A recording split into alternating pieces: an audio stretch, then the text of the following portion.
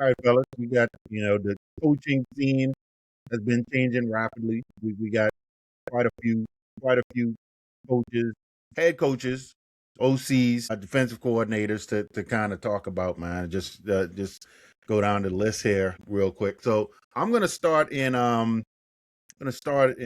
Dallas with the Cowboys. The Dallas Cowboys, poached one of our guys in Philly, our defensive backs coach, who's really instrumental with Cooper DeJean and Quinyon Mitchell and the defensive backs. I mean, he's legit. This dude easily could have been, and I think he would have been in line really if Fangio would have stepped down, and he would have been in line for DC. I was going to give him the thumbs up to be DC in Philadelphia.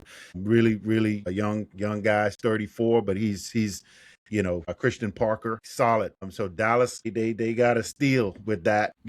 Christian Parker heading over to the Cowboys. I really don't like that because now he knows obviously scheme of the Eagles.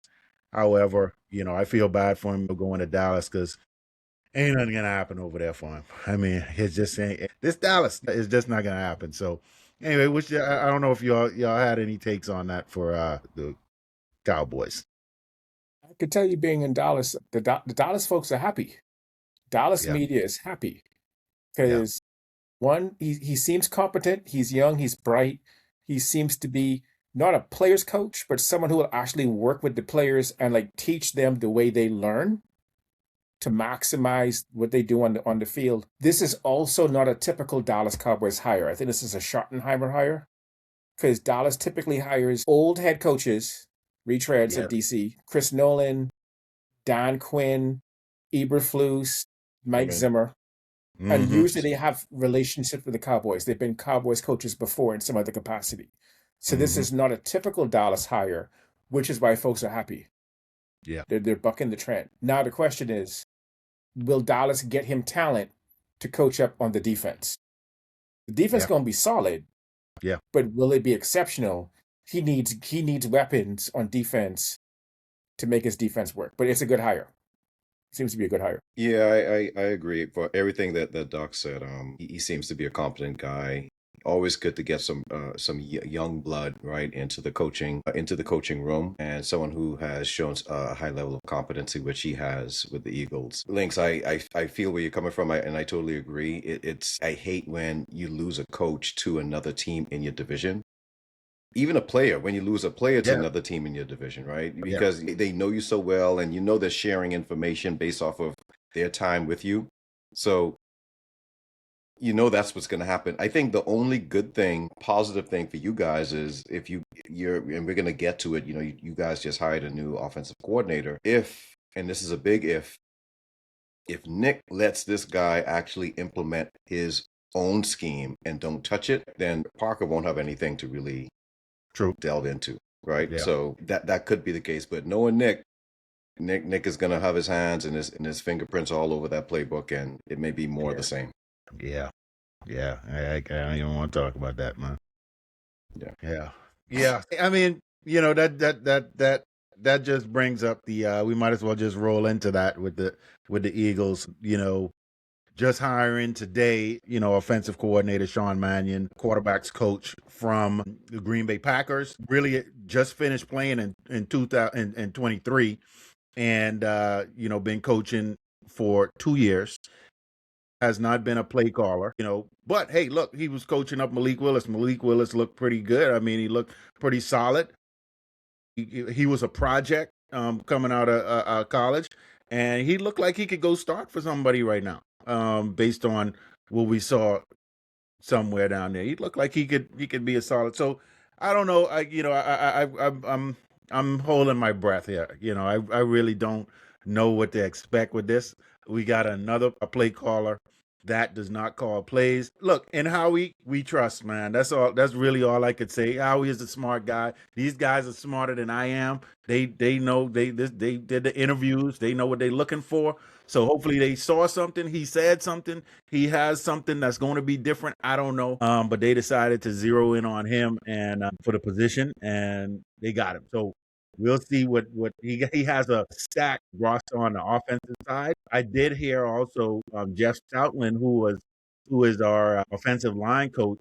He used to be the running game coordinator as well. I think that's been stripped from him as well, because what I'm hearing is they want what Mannion's gonna implement. They want his whole scheme to be implemented, or whatever he's gonna bring. They want that to be implemented. Before it was kind of disjointed. You had a coach here doing the run game, then you had somebody else pass game, then you had this, and it was kind of not a whole. It was just, and that's how it looked. It looked like that. It looked like there was no continuity to it. So hopefully, Mannion could bring some sort of continuity to the offense and just bring something different.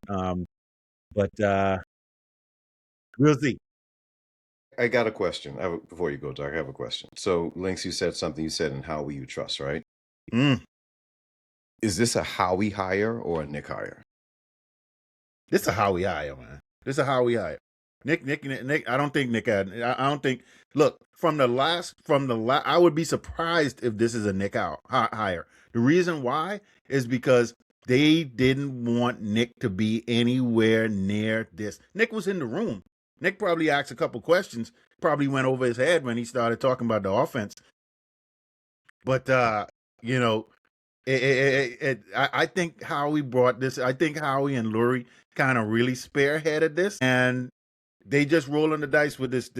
I think they were kind of impressed with what he did on the interview and what he said, because we hired we interviewed a boatload of people. I mean, we hired a lot of people, and for them to narrow it down to him to be the one who they hire, then they had to hear something different. They had to have been impressed with something that what he was saying or what he want to implement. Just realize that position is not the most coveted position There you in go. football, There right? you go. You have weapons. One is volatile, and your head coach is at best. Yeah. Well, you putting it If you go nicely. metal, right? So I don't know how much of this is like hey, Nick, let the kid do what he needs to do. You'll get credit for it. Just let him do what you need to do. And I don't know how much of this is in case it don't work out with Nick, we got a young uprising guy. We could tab as a future head coach because it ain't going to Fangio. And we got our future head coach in place for the next 15 years. So I don't know. That's what I was kind of thinking. I was kind of thinking the same thing. But, Nick is on a short leash, and they want to see how this goes with him being a young talent. And people were impressed with what he was doing in Green Bay. So I don't know. It could be. That's the possibility. So my take on this is this. I don't know. I mean, you seem pretty confident that this is a Howie hire. I'm not sure about that. I don't know if he is or not. I'm pretty sure Nick had some level of decision on whether or not they were going to go with this guy.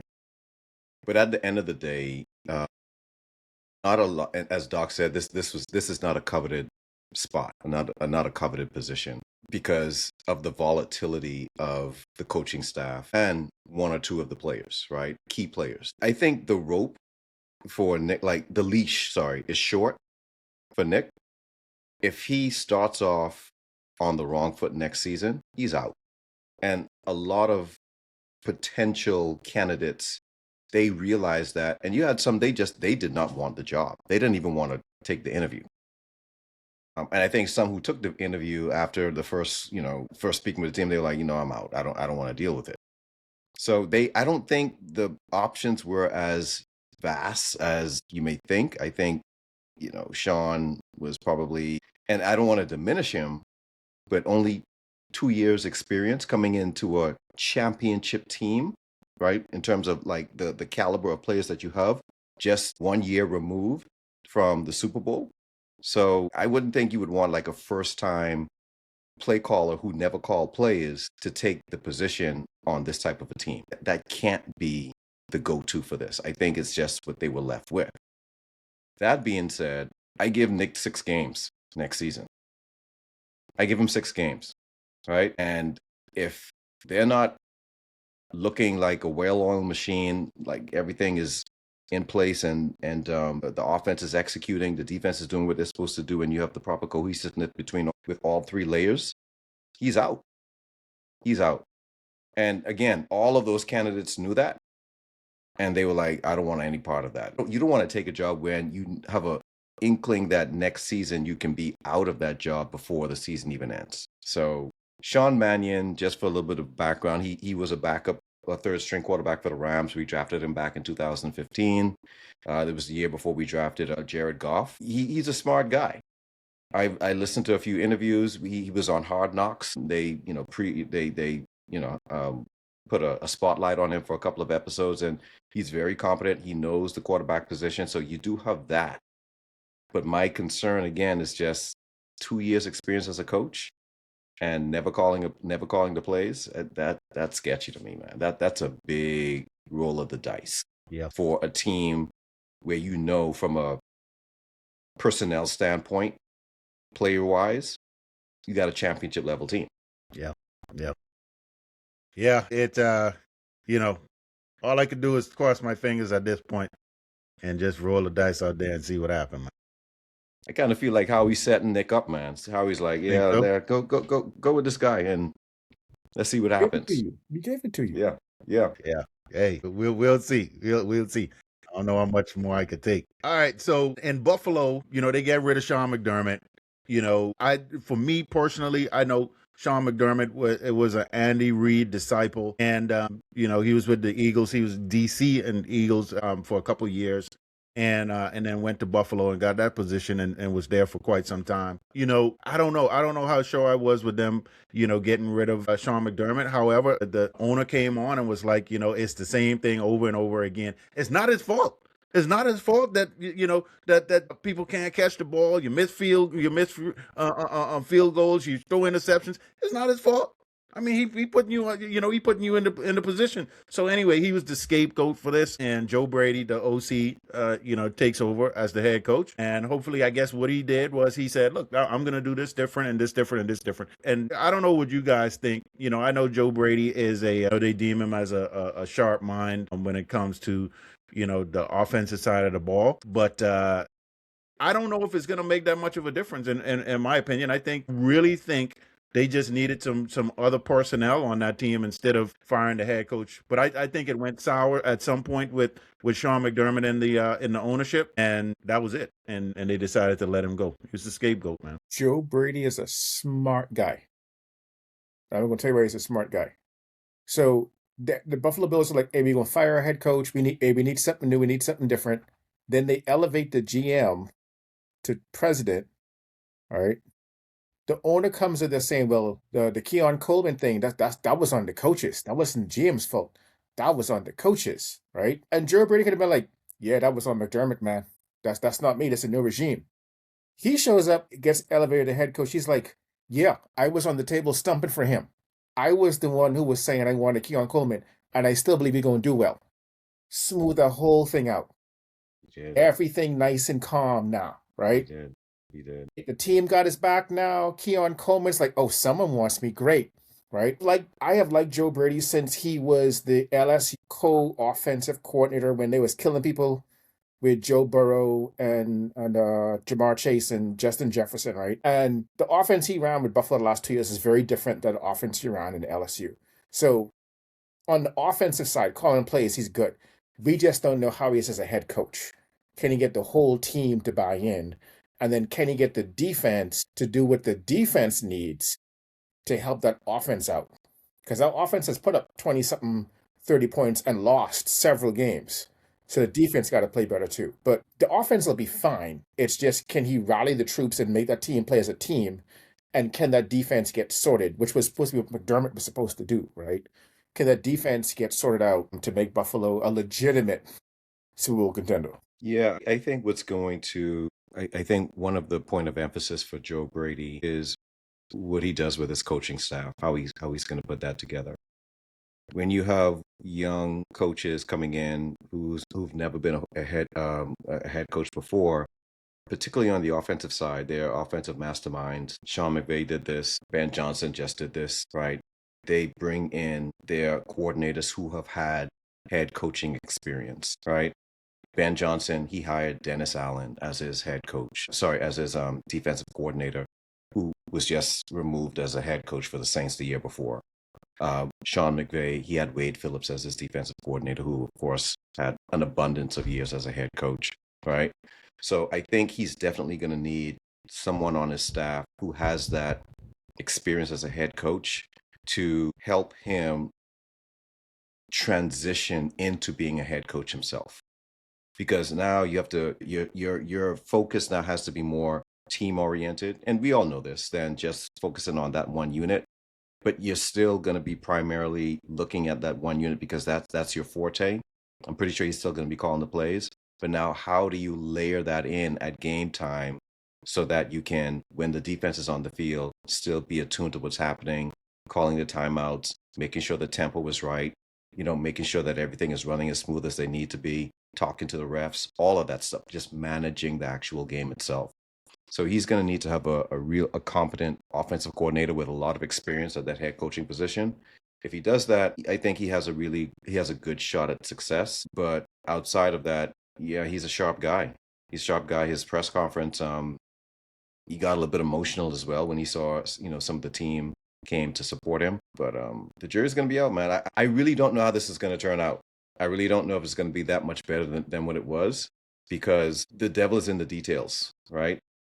When it comes time to call that timeout when you need to call it, or to, push for the team to score or make a run or drive with 2 minutes left at the end of the first half, or kneel on the ball or soak up some time, like you have to understand how your team is playing, how the defense is responding based on their time on the field, and being able to just manage the whole game and not mess everything up. So we'll see. We'll see. It's a tall order, but he's gonna need a lot of help on that coaching staff. Yeah.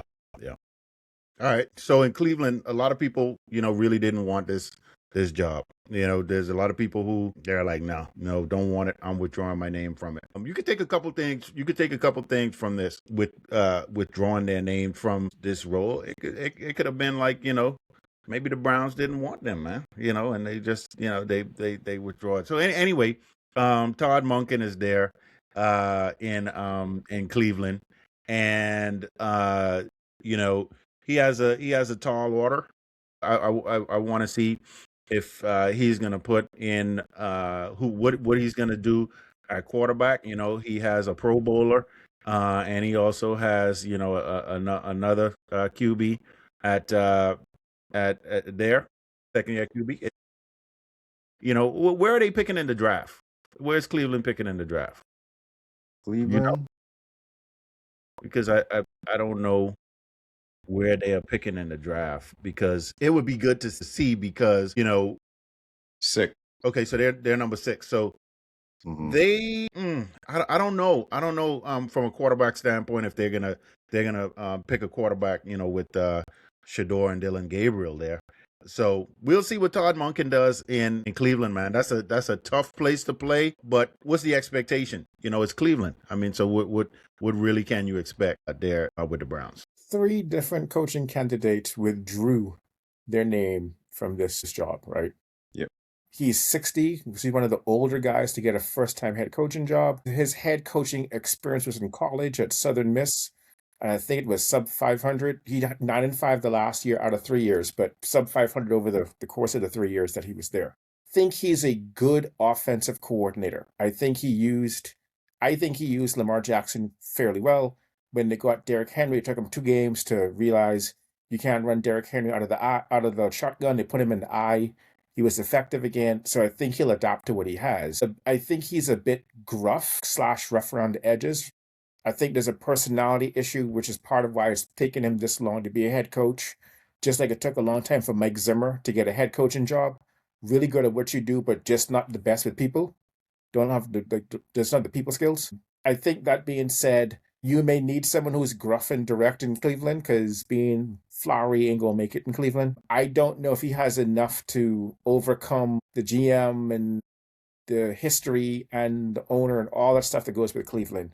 But I'm happy for him. He finally gets a head coaching job. I don't know how long it's going to last. Usually these older coaches, if they don't do well, they don't last long. But we'll see how things go.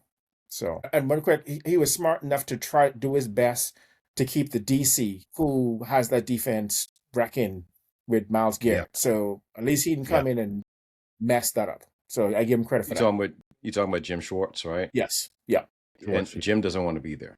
He does not want to be there. Right? I will be surprised if they actually do retain him. I know he's under contract, but he wanted that head coach position, and he's, from all accounts, that he's livid that he didn't get it. Well, I won't say like he's disappointed, highly disappointed that he didn't get it. So I'm not sure if he's gonna actually stay there. Todd Monken has actually been with the Cleveland Browns before as an offensive coordinator back in 2019. And just to give him a little bit of, more, looking at his accolades and his resume, he was the offensive coordinator for the Georgia Bulldogs 2020 to 2022, winning 2 national championships right there. So he has some chops, right? Albeit that was at the collegiate level, but that offense was humming during that time. But fast forward now, in the pros, he's had the, benefit of working with a stellar quarterback in Lamar Jackson. Those MVPs were, I think at least one was with Monken. But it still seems like an underwhelming hire, right? Not a lot of excitement. It's not a lot of pizzazz with it. As Doc said, he's 60, first-time head coach. One has to wonder, why did it take so long for him to get a head coaching position? He's probably interviewed a number of times, and why was he passed over in the past, right? I just don't see this being that much better than Jim Harbaugh. That's the part about all this that has me a little bit worried, right? You got rid of Jim Harbaugh. You want to go in another direction. I'm sorry. But yeah, you were the Browns. Yeah. My bad. I'm thinking Ravens. Ravens. No, I don't see how this is much better than Stefanski, is what I meant to say, right? Because Stefanski, he was also an offensive guy, okay? And I don't know if Monken, resume wise, has is that much better than Stefanski. Now, do you feel like he can come in and have better command of the team? Maybe he just works. He may work better with the GM, because it was speculated that Stefanski and the general manager, they weren't seeing eye to eye for a number of years. So that might be a part of this as well. But this is another one where the jury's going to be out until we actually see what happens. First-time head coach. He's probably going to need a lot of help on, with his coaching staff. If they can retain Jim Schwartz, then I think that's going to be a big bonus. If they lose him, they're going to be in trouble. Yeah. They're going to be in trouble, because that defense was a championship level defense. Yeah. For sure. Yeah, I wish we would have got him in Philly for OT. We would have 2 old dudes there. That's what I need right now. But anyway, so Lee, you mentioned the Ravens. Jesse Minter, takes over the job for John Harbaugh in Baltimore, and I don't know that much about Jesse Minter, so. If you guys do, I'm just gonna turn that over to you guys. I really don't know that much about him, so I'm gonna let y'all tee off on that one. I know he was the Chargers defensive coordinator, I think for the last couple of years. I think that defense was good. I don't think it was exceptional. It wasn't bad. Just, it was good defense. I don't think it's an exciting hire. I don't think it's a horrible hire. I know folks were excited about Jesse Minter being a head coaching candidate, but I'm not sure, at least the last couple of years, if that defense justifies all that the kind of praise and adulation. But I'll let Lee talk about it more. Well, thanks a lot, Doc. Well, I mean, I know him from his time with Michigan, right? So he was actually with Michigan as well, particularly the year that we won the national championship. He follows Jim Harbaugh to the LA Chargers and was the defensive coordinator there. The defense has always been solid. Like he's always had a pretty good, solid, defense. Defense has always been pretty disciplined. But yeah, to Doc's point, I don't know much about him from a personality standpoint, and and how that would kind of translate to him being a head coach, right? So, and I know I sound like a broken record. The staff is going to be vital, right? For all of these guys, all these first-time head coaches, you got to have a good staff together. Did they say if he has an offensive coordinator in mind? No. Okay. Yeah, I I don't don't know, think so. man. Like that because that's going to be the critical part of all this. If I was them, because it doesn't seem as if this guy is getting any interviews as a head coach, I would go after Cliff Kingsbury, right? Because Kingsbury. Cliff, he you're right, he left the Commanders. I don't know if he was hoping to get a shot at being a head coach, but again, I'm not here. I'm hearing crickets on that. I would go after him and see if I can get him to be my offensive coordinator with the Ravens. It's an enticing position, right? So unlike with the Eagles situation, I think any offensive coordinator would be chomping at the bit for a chance to coach Lamar Jackson in this offense. Yeah. Yeah. Cliff Kingsbury and Lamar Jackson is a scary combination. Yeah. That'd be scary. Yeah. That'd be dangerous for sure. All right. So we got a couple more here. Let me talk about these head coaches. We got in Pittsburgh, Mike McCarthy takes over in Pittsburgh for Mike Tomlin. I don't know what they thinking. What you think you're gonna get with Mike McCarthy? That don't make any sense. None whatsoever. And guess what? The Pittsburgh Steelers do not fire head coaches. So he's gonna be there for 10 years, 10 to 12 years. You're gonna have Mike McCarthy in Pittsburgh. Boy, look at, I know the Pittsburgh Steeler fans, y'all can be happy. Y'all can be happy. I want to hear from some Pittsburgh Steeler fans because there's no way y'all could be happy with this hire. But guess what? You get what you get because y'all was out there saying Mike Tomlin got to go. Mike Tomlin got to go. We tired of this. Gotta go. We tired of going to the playoffs and getting and beating the first round. We tired of winning 9 games, winning 10 games. Okay, guess what you're gonna win now? 2 or 3. I'd be surprised, especially if you bring back Old Man. He already said he would love to have Old Man come back. So guess what? Y'all gonna get what y'all gonna get, man. Pittsburgh, this is doomsday for y'all. If I see Pittsburgh doing anything in the next 5 years, that's surprising. Mike McCarthy, I don't know what they was thinking with this hire. You could have hired so many other quarterbacks, and I think this would have been, head coaches, and this would have been a place where this is solid. You know your job is going to be solid in Pittsburgh. I would have had my agent calling them like every day, to try and get an interview there. But they went with Mike McCarthy, man. I'm sorry, Pittsburgh Steelers fans. If you ask Green Bay Packers fans what they think of Mike McCarthy, they think for as long as he was there, he underachieved. Having one of the greatest quarterbacks ever play, they went to the show twice, won once. And it petered out the last few years. You ask Dallas Cowboys fans, they'd be like, yeah, we were 8-8, 9-7. We couldn't do anything in the playoffs. We weren't disciplined, losing playoff games, one and done. And he lied on that interview. He did. Forget just the line on the interview talking about he watched all the Dallas Cowboys tapes of the previous year, and then at the press I was like, yeah, I didn't really watch all them tapes. All right, and still kept his job. I don't know whose soul, his kid's soul, he sold to the devil. I don't know how this man is able to coach the Green Bay Packers, the Dallas Cowboys, and the Pittsburgh Steelers, like the crazy. blue bloods of the NFL. I don't know how he storied franchises. Yeah. I don't know how he pulled that off. Supposedly he got hired because he develops quarterbacks. You don't. I don't think he developed Alex. Alex Smith was nice on TV, talking very nicely about him.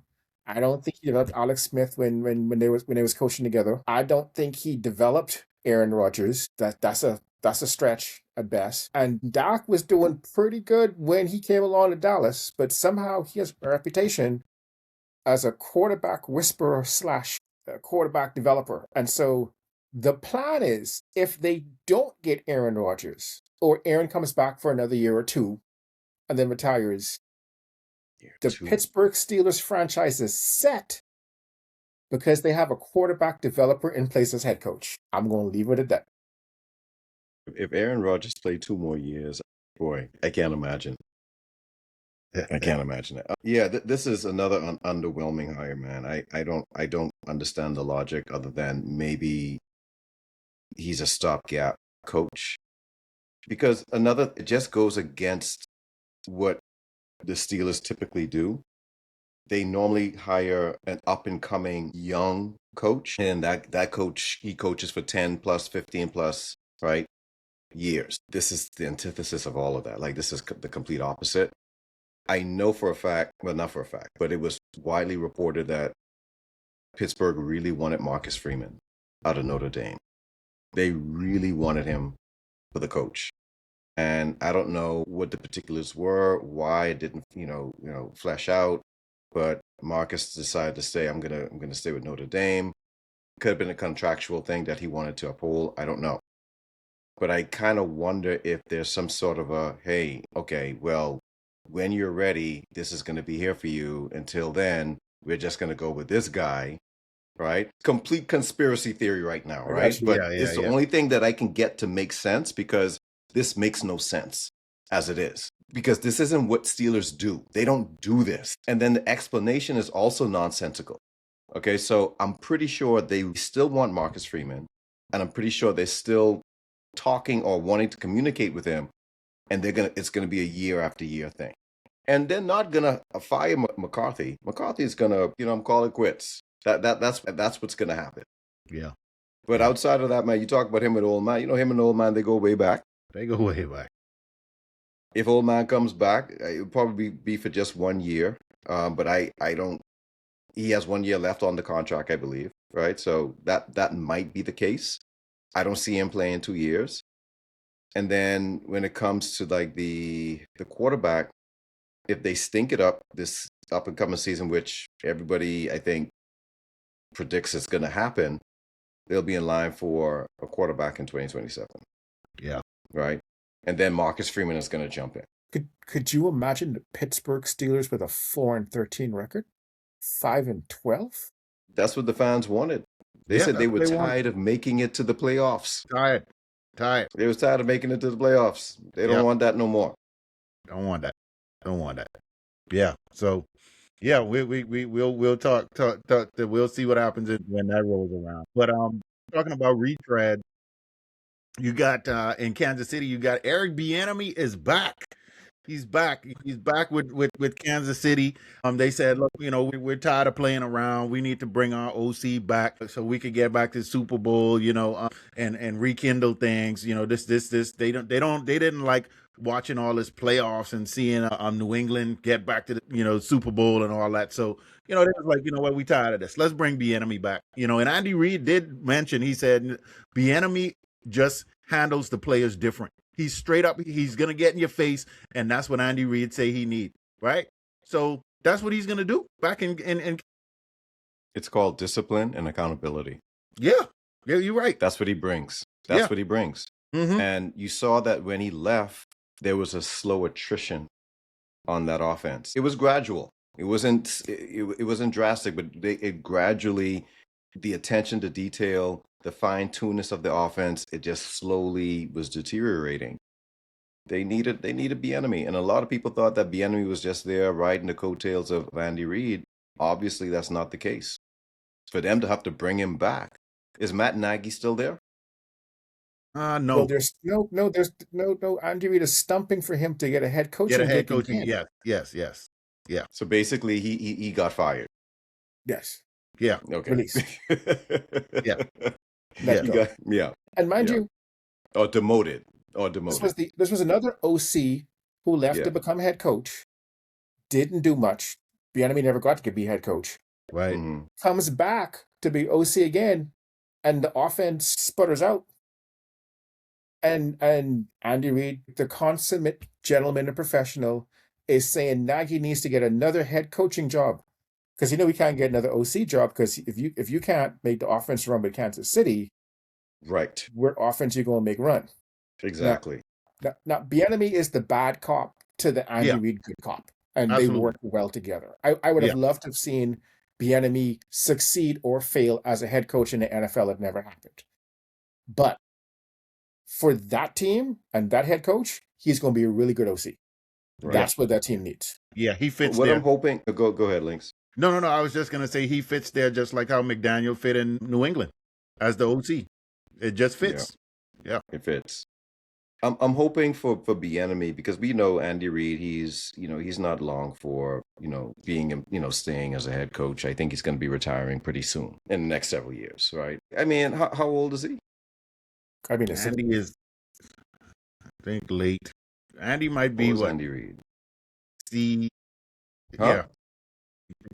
Yeah, Yeah, man. 7 years And total. yeah, Okay, let me stop. a couple more years, about 3 more right. years or so. But no, I don't think he's going to be coaching for that much longer. Yeah.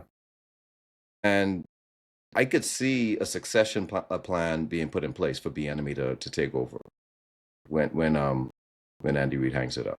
Yeah, yeah. You know what? I with this real quick and Bieniemy, I think that what I really want to see is the person who was the most lazy on the Kansas City team, Travis Kelce. I want to see if he is held accountable.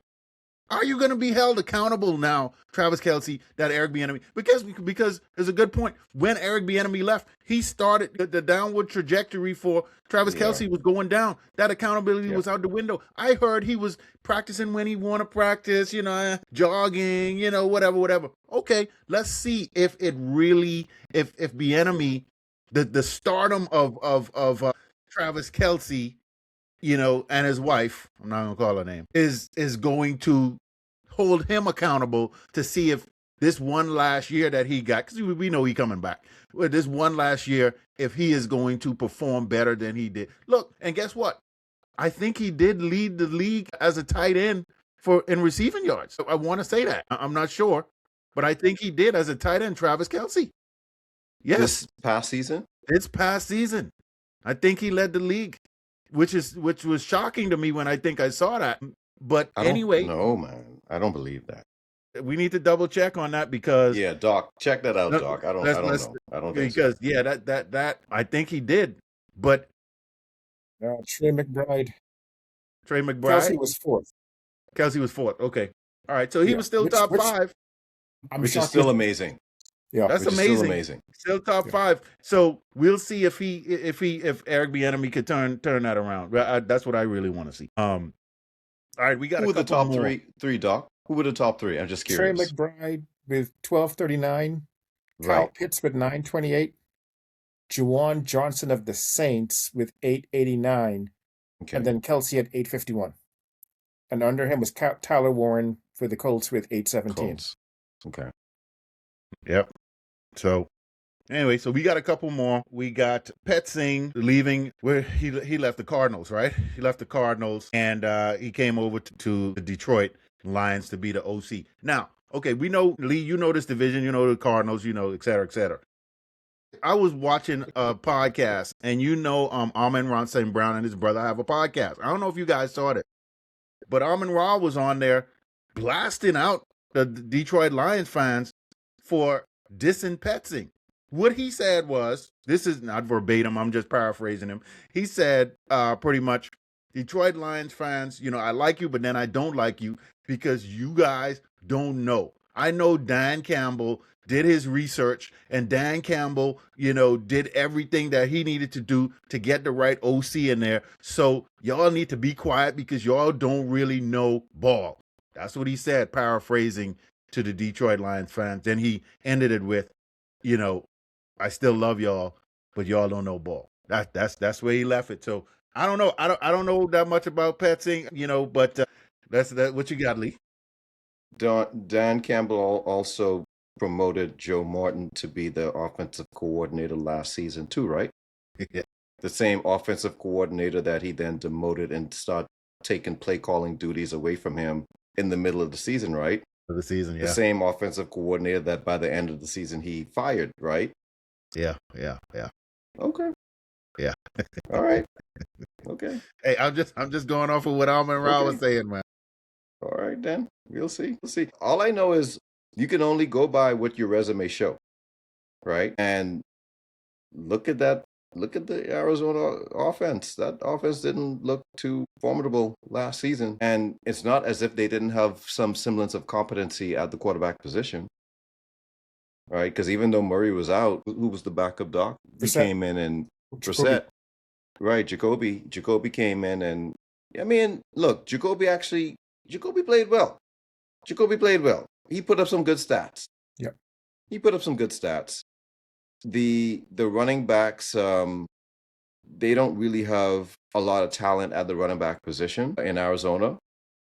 But what I still can't understand for the life of me is why they couldn't get Marvin Harrison Jr. going. Right? They invested a high draft pick in this guy.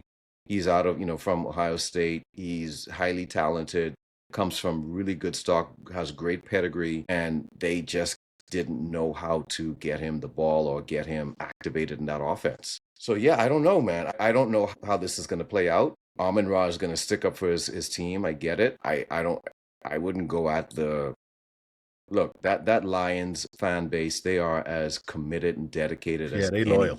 Yeah. As any. They are loyal. Amon-Ra don't need to be going after them. He don't need to be going after them. What he needs to do is hear what they're saying, understand their angst and their concern, right? And just say, hey, just give them a chance. Let's wait and see. Yep. But don't blat talk, but they don't know ball, right? Let's see how this plays out. But all I know is based on what we have seen, it's nothing to be excited about. Yeah. Yeah. But we'll see. Yeah, definitely. Go ahead, Doc. I'm trying to put a really good spin on it, but it's hard. I mean, the offense did its best when they lost Kyler Murray.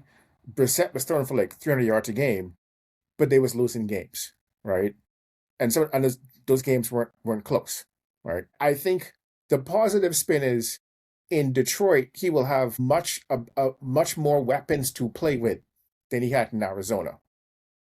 But the fact that he couldn't get the number 2 target the ball, and it seemed to be all Trey McBride, I don't know, right? So yeah, so that's the thing we're gonna have to see. Yeah. But we'll see what happens in Detroit.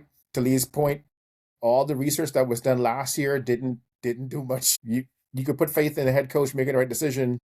It wasn't the best decision based on results last year, so we'll see what happens this year. Yeah.